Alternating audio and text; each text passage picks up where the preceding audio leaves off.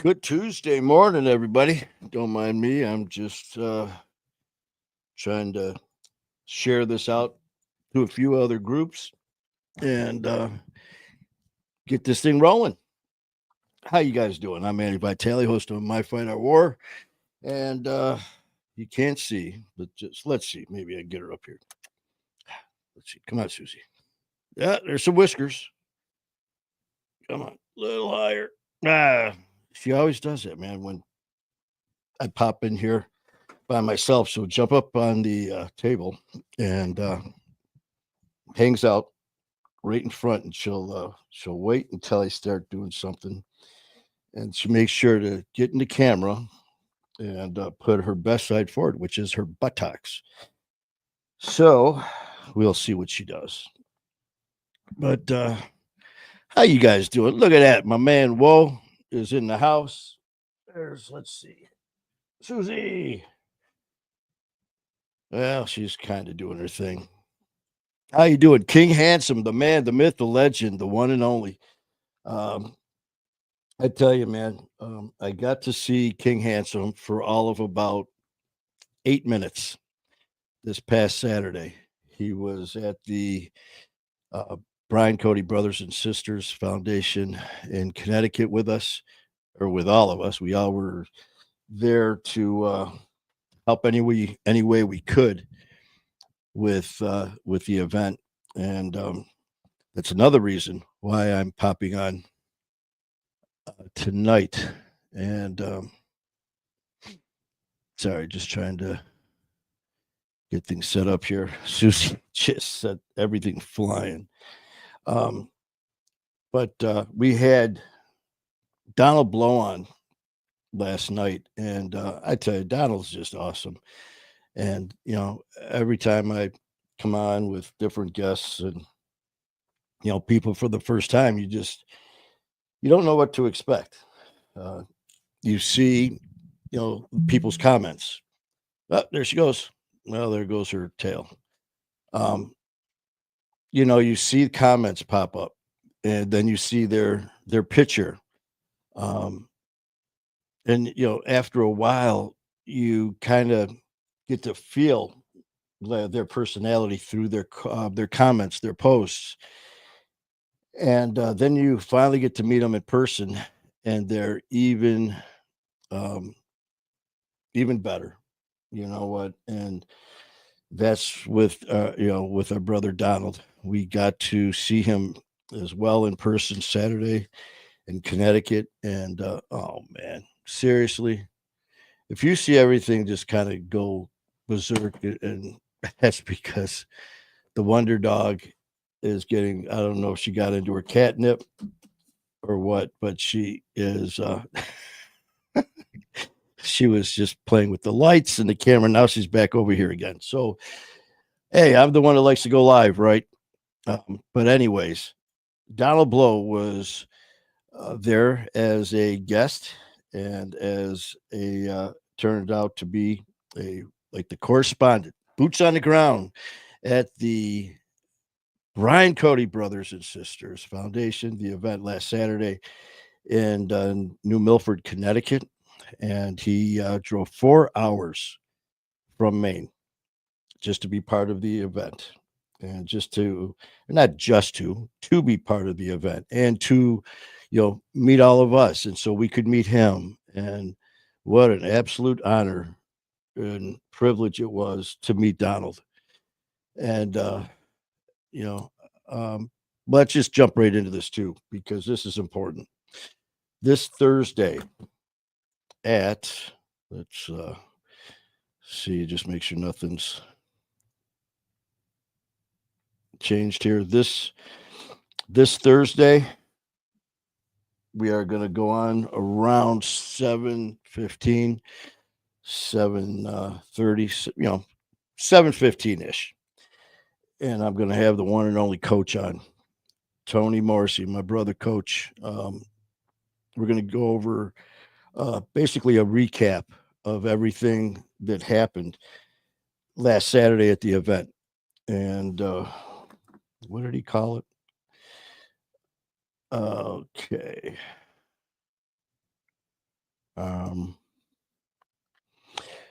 we are going to go on this coming Thursday and chat to put a spotlight on a show, basically called a program retrospective at a retrospective to go over a list of things that went well, give shout outs, but also to keep it real by chatting about things that can be improved and to prioritize them.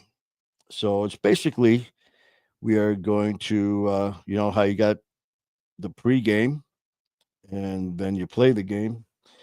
And then afterwards, you watch the film and you and your coaches and the players all get together and are like, hey, you know what? This was incredible. This went great. This was good. It could be better. The one thing I can say about that day is the entire day from the moment we got there until the moment we left. And unfortunately, we couldn't stay for the entire event.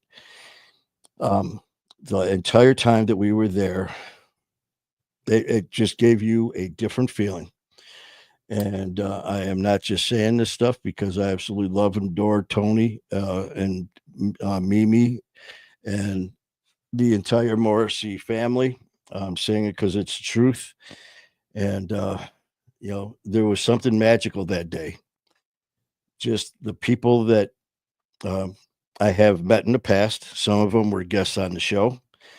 Some of them were just like this, that people that popped on our show, just, giving comments, saying hi, uh, joining the conversation.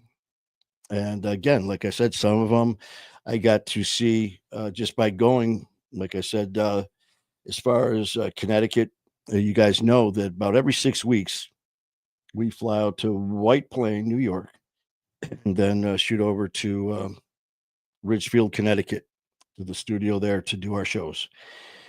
And it's been going on now for just about a year. And, we got to meet a lot of people. And now things are just on a roll. Now that every time we go, we see, the regulars, the family. We always see our producer Matt Cronin, Ian with his extremely busy schedule. We get to see Ian when he's not being pulled in a million directions at once. He always makes time for us. So Ian, thank you for that. The rest of the family, Michael Bick, Ian's dad. I so appreciate the surprise last. What day was it? It was either Thursday or Friday.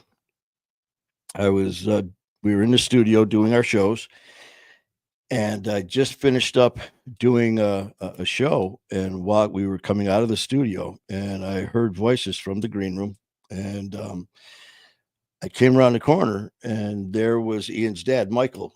And I've said it on a couple lives that I did. It was so funny because we were extremely busy, and I was doing 10 different things, thinking about 20 different things all at the same time. So I came around the corner, and there's Michael. And it was just like, Michael, and went running over there, big old hug, because I had no idea he was coming in to the studio, but he surprised us and said that he was at dinner with Ian the night before. And Ian told him that we were, in town. So he took the time out of his extremely busy day as well. He is the chef, the owner of Something Fishy Catering company in Connecticut. And please go to his page, Michael Bick, Something's Fishy or Something Fishy, and check it out. His food is incredible.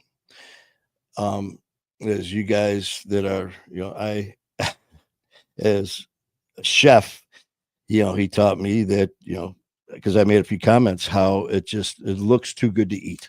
You don't even want to dig into it, but then you do take that first bite, and I don't care how good it looks, you tear the shit out of that and just, wolf it down. But like he said, man, it was, OG just said it was Friday that he was there. And as he said, he goes, Manny, presentation's everything. And not only in cooking, but in life in general, man. So it was very nice seeing Michael. along with, like I said, all the other guests that we had Thursday and Friday. Um, but again, back to that show or back to that event on Saturday, which we are, going to be chit chatting about not only last night with Donald Blow, tonight, just by kind of recapping a few things that I got from it. But this Thursday, please, please, please, please, please pass the word that this Thursday it's going to be me, OG. We're going to get the man himself, Coach, my brother. I just absolutely love him, man. Coach Tony Morrissey's going to be on and going to be going over everything that happened that not only that day of the event on Saturday, but just a lot of things that I want to talk to him about as far as everything that goes into it, the preparation, the people, the team, and they're so busy. And not only are they busy planning this very, very large event every year, 50th year for it, all these other people that were involved, Anna Burgess, Rick Duvall, Elvis. God, there's so many, and I hate rattling off a couple because then I feel bad about the ones that I don't have their names. Not only are they involved in the event with Brian Cody's brothers and sisters, they have their own full-time jobs. They have their own platforms, their own shows, their own events that they are doing. But yet, Coach has this way about him, about rallying the troops. And as I was thinking about that, that's all of us. When it comes to fighting this epidemic that is addiction, it just takes one person, man. One person to start this ball rolling. And unfortunately, sometimes what gets that rolling is the death of a loved one. And the reason that this incredible event takes place every year for the past 5 years and is going to continue until addiction is wiped off this earth is because the death of a very special, amazing young man, Brian, Coach's son. And I never had the pleasure of meeting him. But from everyone that I've talked to, from my nephews, Bo and Casey, and anyone else that knew Brian, first thing that they say, and this is at different occasions, he would light up the room. And, getting to know Coach and Mimi, I can see that because the apple doesn't fall far from the tree. And, when you're around Coach and you're around Mimi and you're around Bo and everyone else in that amazing family, Jaden and Mason and Rach and Maddie and everyone else, and you get it. You get it. And it comes from love, compassion, support, and that's Coach and Mimi. And there is not enough time in the show to you know to sing the praises and accolades of Coach and Mimi and the rest of the family for what they do, and they are too damn humble to ever um, turn this around on for them. And that's not why they do it. They don't do this for look what I'm doing. They're doing it so the terrible thing that happened to them will never happen to anyone else again.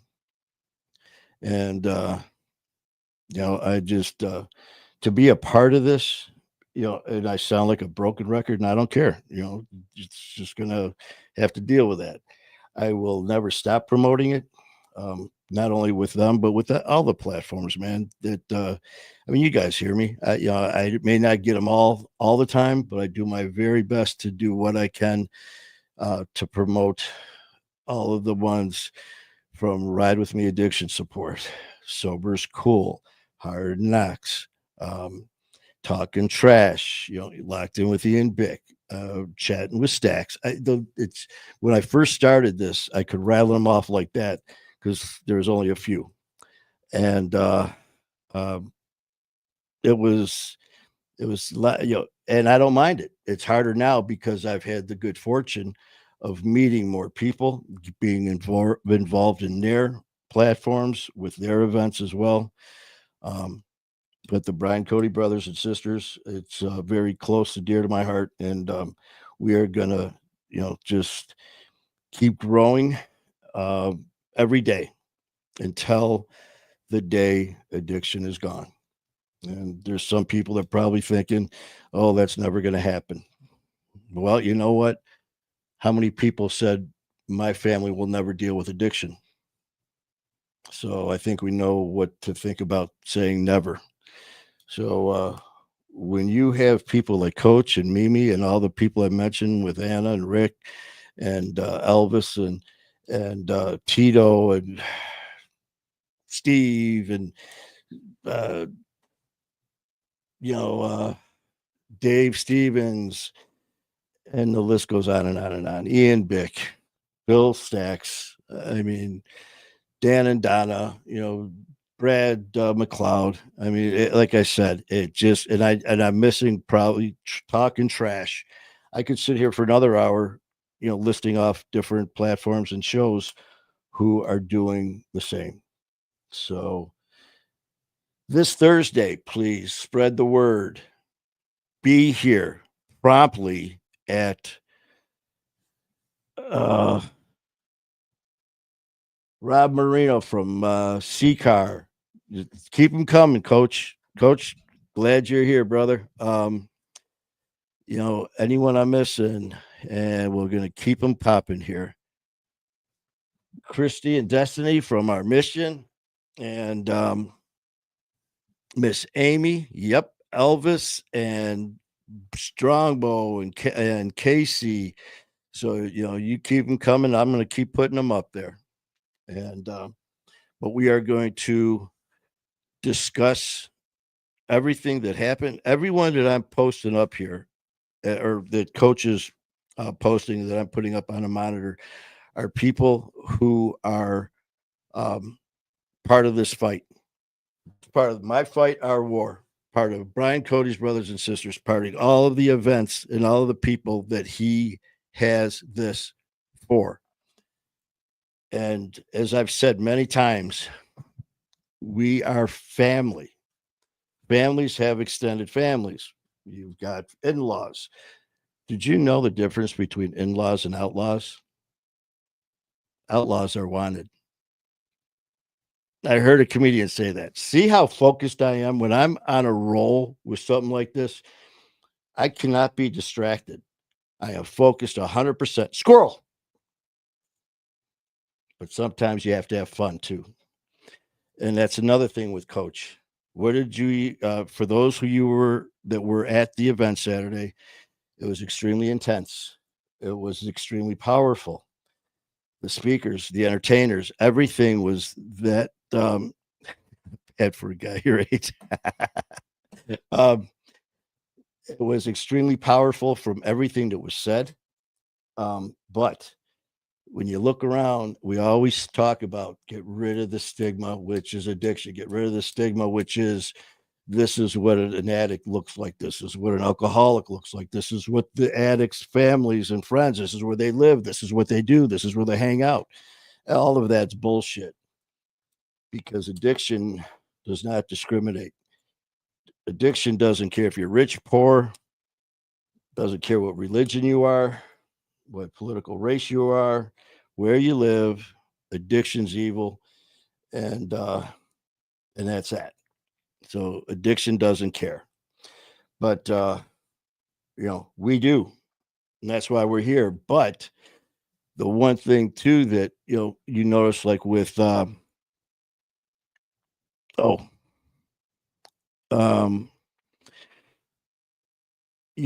dealing with addiction, it is extremely scary. It's scary for adults Can you imagine the kids who are my nephew Bo, man, at 4 years old, some of his first memories, all of you guys who have family, their first memories, instead of going to the ball game with their dad, mom, brothers, and sisters, their first memory was getting pushed to the ground because bullets were ripping through the windows. Their first memories were bricks being thrown through, the house being torched. Oh, yeah. And by the way, those first memories at 5 years old shouldn't be, folks.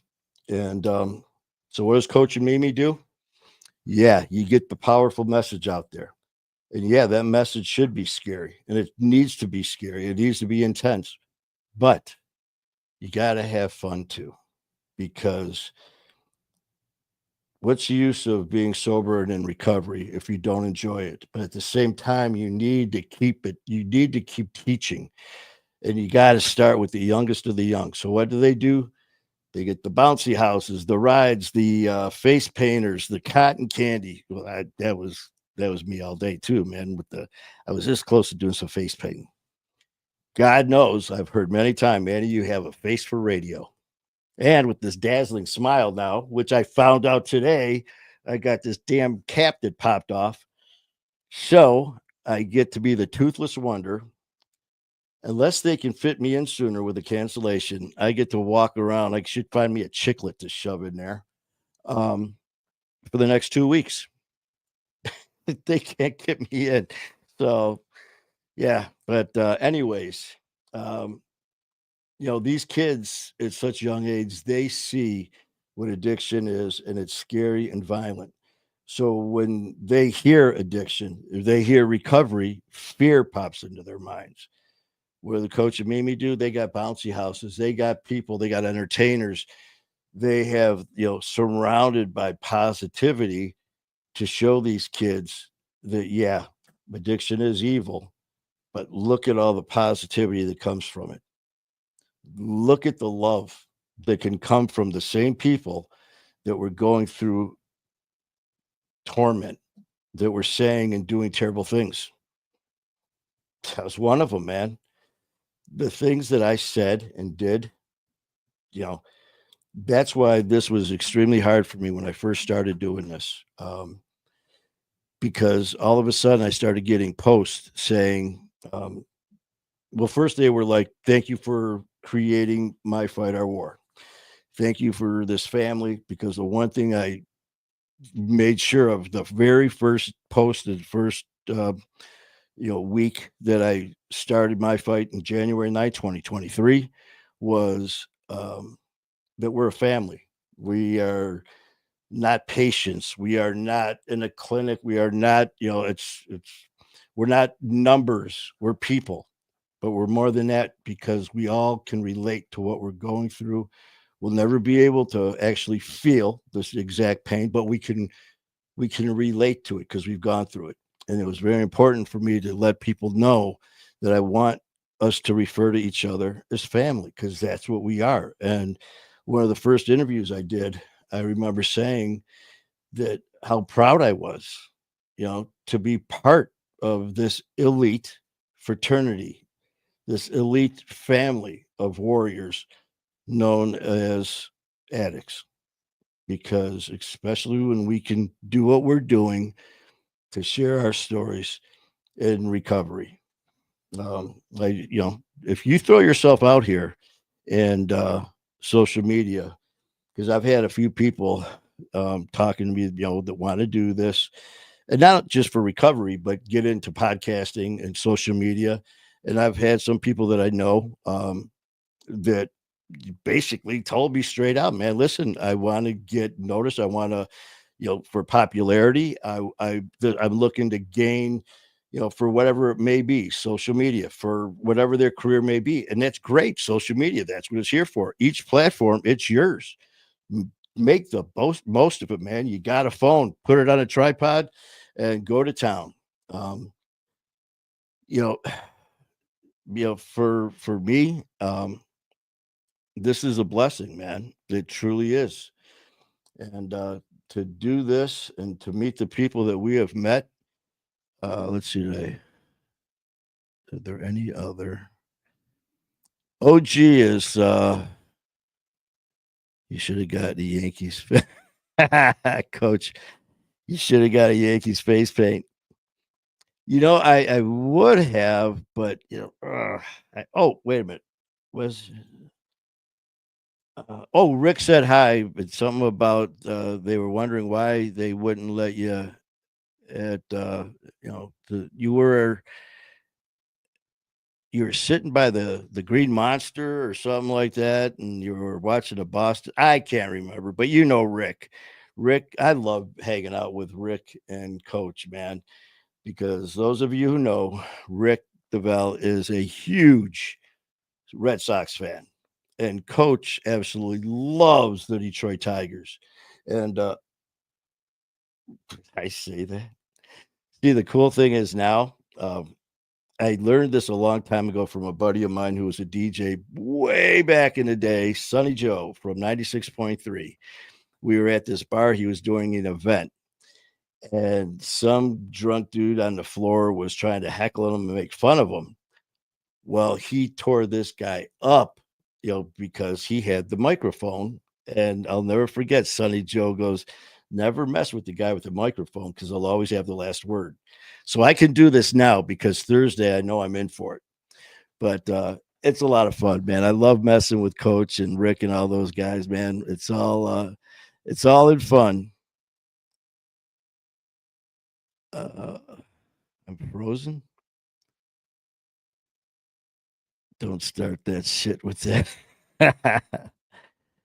Rick is what we got here. Rick is grumpy old Sox fan. He's probably playing cribbage at the senior center. Oh, see, that's what I mean. You know what? We when we got together, we literally went. In fact, this is the honest to God truth. I'm not going to mention the name of the person because I'm not. I haven't heard from him yet. But um, at the event that day on this past Saturday, I just got done speaking, for my spot. And after while I was speaking, I noticed a guy in the back, and I mean, he was really engaged. He was, every time I'd look, he was kind of he'd walk a little closer, and I could see him like nodding his head a few times. Certain things I was saying. After I got done, I was talking to a few people, and all of a sudden, I feel this tap on my shoulder, and it was him. And he said, "Hey, listen, I just want to thank you for sharing." He said, "Some people I know were telling me about the event, and they watched your show, and they said that." He should come and hear me because they knew I was talking at 1 o'clock, and he did. And this guy's a big old biker, so we had that in common. And all of a sudden he goes, "Listen, I'm celebrating today." He goes, "I'm celebrating 4 days sober," and then all of a sudden he lost it, and he just started crying. So we just walked off to the side, and I just sat there for the next probably 15 minutes while he was crying and telling me about himself, and just a lot of hugging going on, and congratulations, 4 days, man. It's more than 3 days, more than two, more than one. And he said, "I'm so glad I'm here," because he goes, I didn't want to be home alone. So here I am talking to this guy, and I look to my left, and out of all those people, there's Coach, literally right freaking there. I'm like, "Coach," and he was right there. Come over. I said, "This is so and so. We're celebrating today. He's 4 days sober." Coach didn't miss a beat. Hug. "Hey, congratulations. That's great." They started talking. All of a sudden, look over. There's Rick. I mean, you couldn't have scripted it any better. As he talked, the tears were flowing, very intense, very, very emotional. I mean, very emotional. And our man Paul, yep. And it went from an extremely emotional situation, and as we walked, he's talking to us, and then all of a sudden, I just said, wait a minute, before we go any further, I got to tell you right now, Coach is a huge uh, Yankees fan, and Rick is a huge Red Sox fan. And I go, what are you? And all of a sudden, he just looked at me. I mean, here we are literally, crying and hugging and going through, 4 days of sobriety and all this. And here I throw that at him. And all of a sudden he starts laughing and he goes, I'm a Mets fan. And coach goes, oh, hell no. And it kind of just broke the ice. And our man, Paul, is now a week sober. Paul, I really, really hope that you are watching, or I hope to hear from you. I know you have our card and our information. Really would love to hear from you, man. But it just goes to show you, you know, the next day, Elvis connected his sister during his event in Danbury. If we are keeping score, this was a record weekend. There you go. And this is what it's all about. And this is what Thursday is going to be all about. So I can't stress this enough to please this Thursday. Shenanigator, Jacqueline, please. Yeah, I know, we can always count on Jacqueline and Amber and everybody for all your support. Please spread the word. This Thursday is going to be big. We are hope dealers. I have the certificates in the other room. I got to get that here in the studio. I've got it in the front room. We were very blessed to be given certificates by Coach, which was a huge, huge moment. And Coach, that means a lot, and I take that to heart. But Jacqueline, please use all that amazing persuasion that you have to spread the word that this Thursday at 7:15 ish, we are going on with the one and only Coach Tony Morrissey. I will definitely be I will be posting the heck out of it. In fact, as soon as I get done with this, I am going to make up a post and I'm going to put it out on our pages. But it's let's all take part of this. It's going to be big. It's going to be a lot of fun.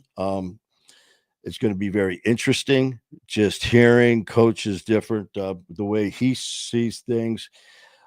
Coach is very intense, very critical of every detail. Man, you can't get anything by him, and that's not the point of this. It's not to get anything by him, but like he said, this is why you do it, to the things that were great, make them better. The things were better, make them even better than that. So that's what we're going to be doing. Jacqueline, thank you. Thank you, thank you, thank you.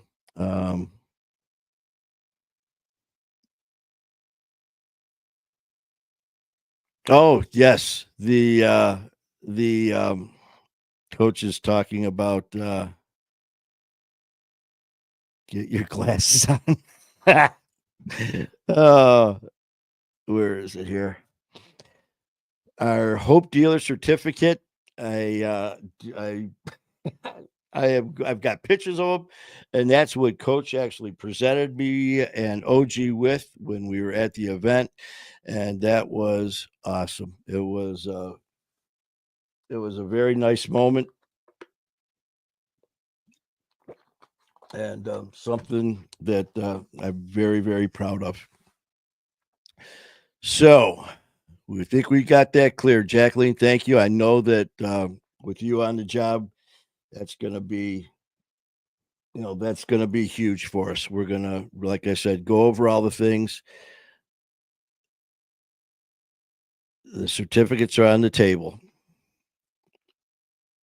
Casey, nephew Casey, good to see you, man.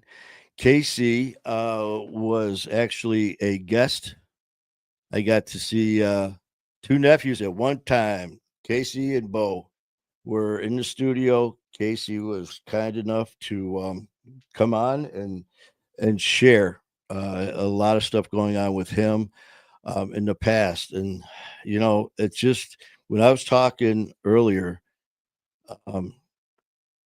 Wait, ain't it past Bo and Casey's curfew? Yeah, I'm telling you, it was Casey was on, and this past week when we were there, and Bo was on. Yeah, it was a month or so ago, whatever it was.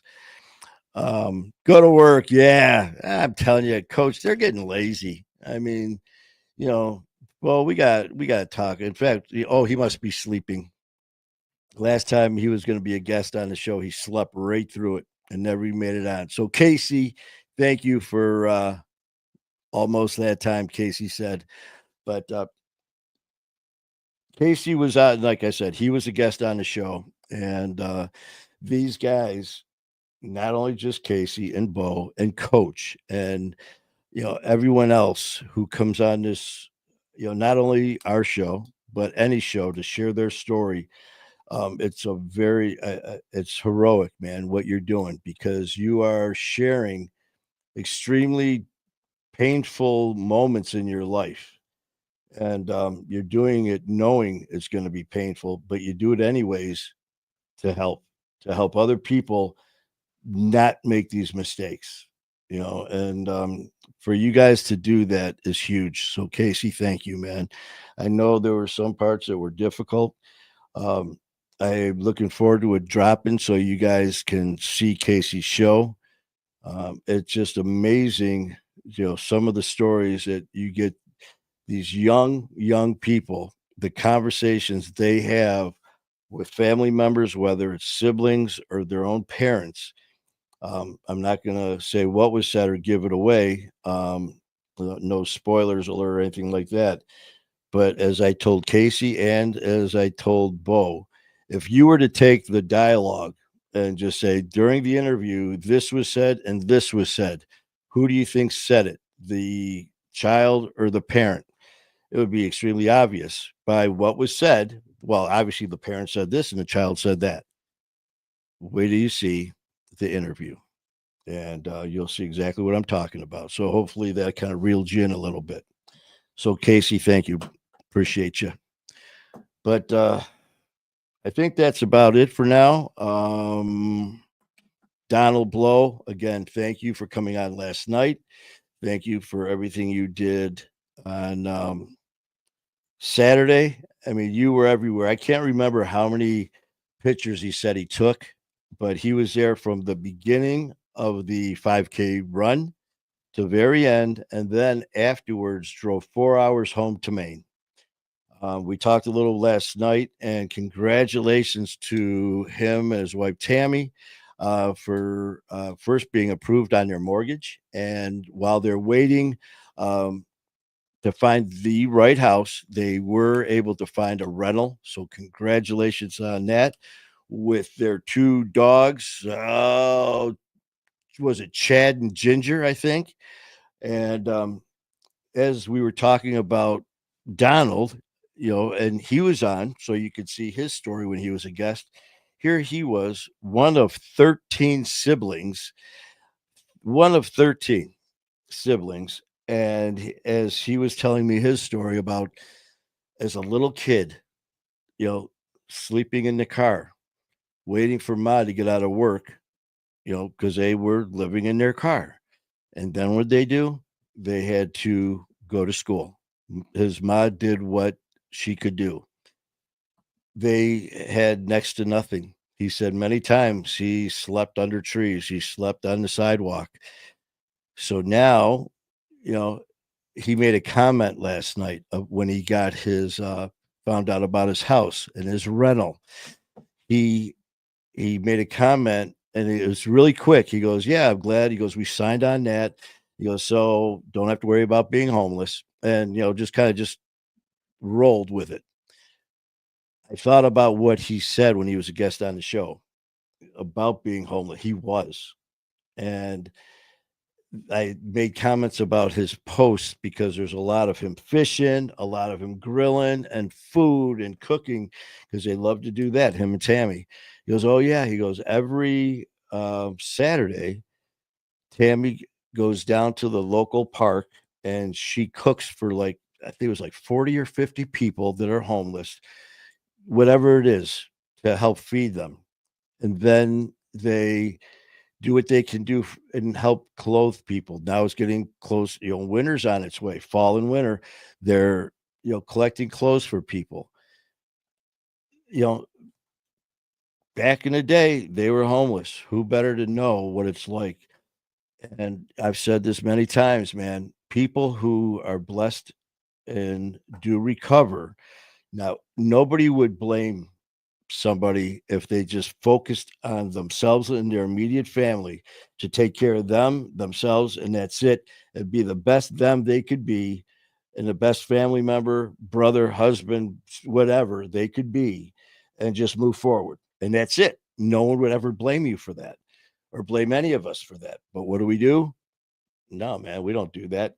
We create podcasts, we create events, we create social media events where there's going to be pantries where donating food, donating clothes, giving and giving back to the community, because we know that feeling.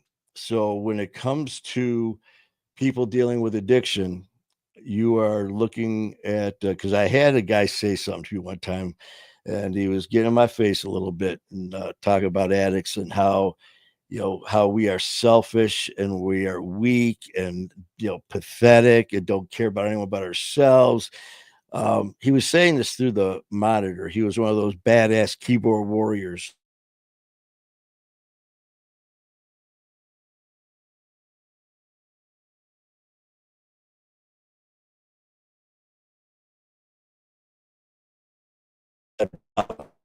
So I let him talk, and at the very end, I said, "You know what?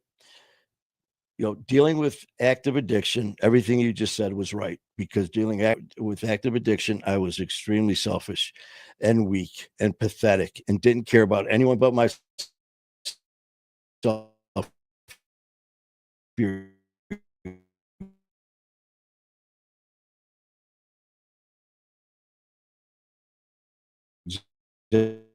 exactly right.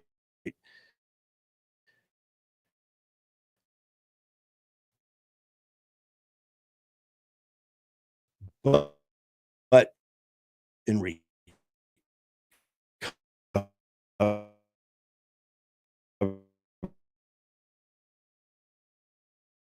recovery,